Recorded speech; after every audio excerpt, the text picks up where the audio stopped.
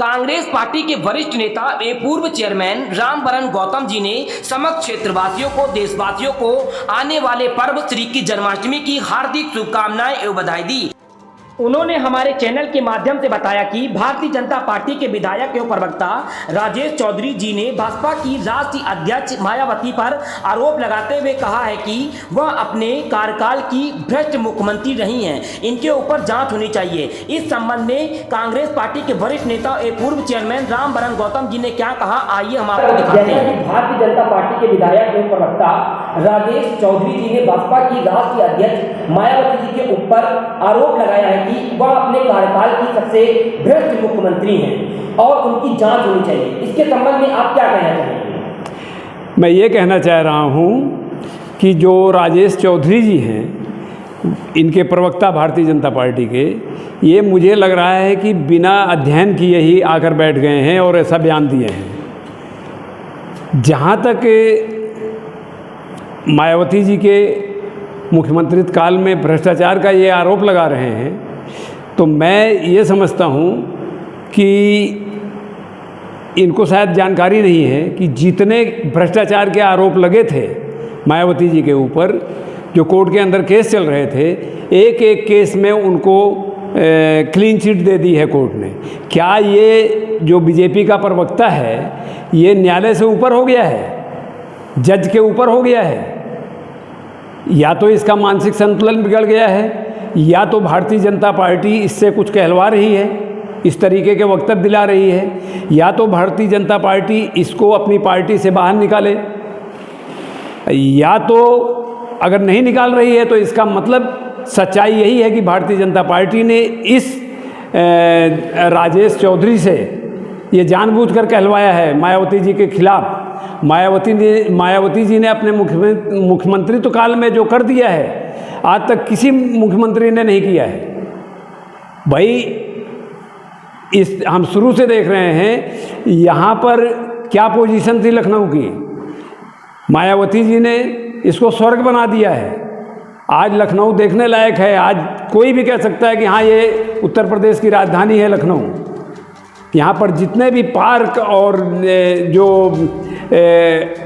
नाले वगैरह का काम किया गया है ढकने का, और उसकी सुविधाएं दी गई है, किस तरीके से मलबा निकलेगा, यहाँ का लखनऊ का कुछ दिखता नहीं है। सारा कुछ उन्होंने क्लीन कर दिया है।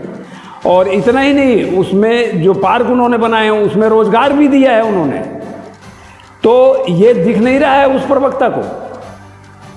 मैं सिर्फ ये कहना चाह रहा हूँ कि कम से कम जो है इस राजेश चौधरी जी को कम से कम इतना ज्ञान होना चाहिए कि उनको न्यायालय ने क्लीन चिट दे दिया है। जब न्यायालय क्लीन चिट दे दिया है तो भ्रष्टाचारी कहाँ से हो गई हैं?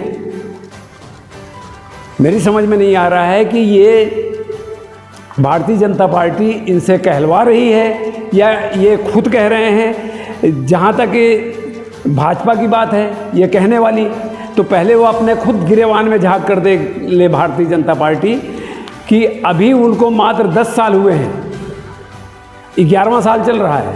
इन्होंने क्या किया है इतने सालों में?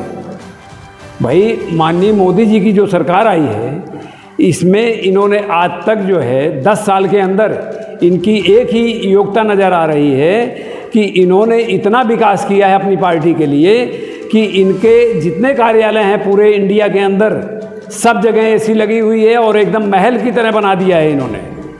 हमारी सरकार जो है, कांग्रेस पार्टी की सरकार, जब से देश आज़ाद हुई है अब तक है, सबसे ज़्यादा कांग्रेस पार्टी ने सरकार चलाई है इस देश में। लेकिन आज भी हमारे पास कार्यालय ढंग का नहीं है। जैसे कार्यालय थे उस समय उसी तरीके से आज भी हैं। और जब हमारे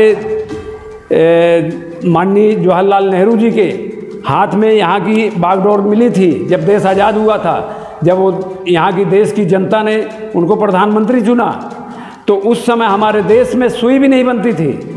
लेकिन आदरणीय हमारे स्वर्गीय जवाहरलाल नेहरू जी उस समय उन्होंने इस देश को IIT दी, और इतना ही नहीं, रेल दिया, रेलवे विभाग और हवाई जहाज़, ये सब कांग्रेस की देन है। और IIT बनाई हमने, और इस तरह जो है कम से कम सरकारी सैकड़ों संस्थान बनाए जिससे लोगों को रोज़गार मिला और देश हमारा प्रगति की ओर बढ़ा। आज ये जो पोजीशन है हमारी, ये हमारे जो चंद्रयान पर लोग पहुंच गए हैं, ये किसकी देन है? ये सब कांग्रेस की देन है। मोदी जी अभी आकर नहीं मतलब चंद्रयान पर भेज दिए। 84 में हमारी माननीय स्वर्गीय इंदिरा गांधी जी थी, उनके समय में ही हमारे राकेश शर्मा जी चंद्रयान पर पहुंच गए थे। और इस शख्स को शायद जानकारी नहीं है, इसलिए ये इतना अभाव में बोल गए। जानकारी का अभाव है इनको। लेकिन हमारी कांग्रेस जो है देश की जनता के लिए काम की है, इसलिए हमने कार्यालय पर इतना ध्यान नहीं दिया कि हम इनकी तरह। अब जैसे 10 साल के अंदर इन्होंने अपने जितने कार्यालय हैं, आप बीजेपी का ही कार्यालय देख लीजिए जाकर, पहले कैसे था, आज महल बना दिया है उन्होंने।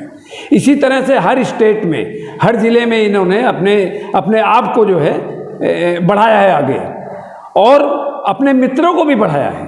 16 लाख करोड़ रुपए इकट्ठे इन्होंने, इस सरकार ने, मोदी जी ने अपने मित्रों के जो है माफ़ कर दिए, उद्योगपतियों के 16 लाख करोड़ रुपए माफ़ करना। ये पैसा जो है देश की जनता का था, ये पैसा लेकर नहीं आए थे मोदी जी। देश की जनता का पैसा 16 लाख करोड़ रुपए क्यों माफ़ किए इन्होंने? उन्हीं 16 लाख करोड़ से ना जाने कितने उद्योग लग जाते और हमारे बेरोजगारों को रोजगार मिलता। इतना ही नहीं, 30 लाख वैकेंसियाँ आज भी हमारे जो है केंद्र सरकार में है, भारत सरकार में, उसको ये नहीं भर रहे हैं। बच्चे बेरोजगार हैं, ये जितनी वैकेंसियाँ निकाल रहे हैं सब पे पर्चे लीक हो जा रहे हैं। यहाँ तक कि जो है इन्होंने जो है शिक्षा विभाग को भी नहीं छोड़ा, शिक्षा विभाग पर भी जो है पर्चे लीक हो गए। अब इस समय पुलिस विभाग की दोबारा से भर्तियां चल रही हैं। हम यही चाहते हैं कि सरकार जो है उसको ढंग से समायोजित करें, उन लोगों को इसमें नकल ना हो पाए। क्योंकि अच्छा, इसमें 60,000 वैकेंसी में कम से कम 15 लाख बच्चे जो है फार्म भरे हैं। आप ये क्या करा रहे हैं भाई? इकट्ठी वैकेंसी निकालिए। आपके पास स्टेट में बहुत सी वैकेंसियाँ हैं जहाँ पे आप सचिवालय वगैरह में या हॉस्पिटलों में आप एडहाक पे ले रहे हैं, ठेकों पे जो भर्ती कर रहे हैं। ऐसा क्यों कर रहे हैं आप? भाई आप परमानेंट वैकेंसी निकालिए, परमानेंट लोगों को भर्ती कीजिए। अब बच्चे जो लग रहे हैं वहाँ पे 10-12 हज़ार रुपये उनको मिल रहे हैं, 8,000 रुपये मिल रहे हैं। आप जिसको ठेका दे रहे हैं उनसे करोड़ों रुपए ले रहे हैं पहले उसी कंपनी से। अब वो कंपनी उन्हीं बच्चों से तो वसूलेगी। अब वो बच्चे जो पढ़े लिखे हैं वो बेचारे मजबूर हैं 10-12 हज़ार रुपये में काम करने के लिए। ये सरकार ऐसा क्यों कर रही है?